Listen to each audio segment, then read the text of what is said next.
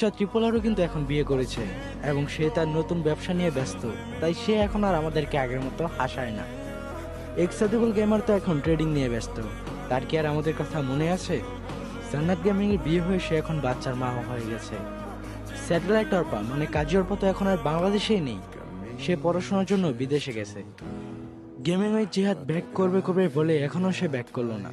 নাইম আলম এখন আর MP40 দিয়ে Bermuda map কাঁপায় না। মামা প্রবলেমের বাতিন মিয়া, নুপ মামা, টস বাংলা গেম, তারা এখন ভিডিও বানানোর কথাই হয়তো বা ভুলে গেছে। 12 লল গেমার এখন আর আগের মতো হাসাতে পারে না। গেমিং ওই তাল হতো এখন খুব কম টিপস এন্ড ট্রিকই দেয় আমাদের। সব কোথায় যেন হারিয়ে গেল, তাই না?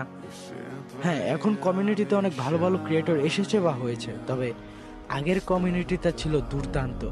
কি ছিল না সেখানে? কথায় আছে না, ওল্ড ইজ গোল্ড।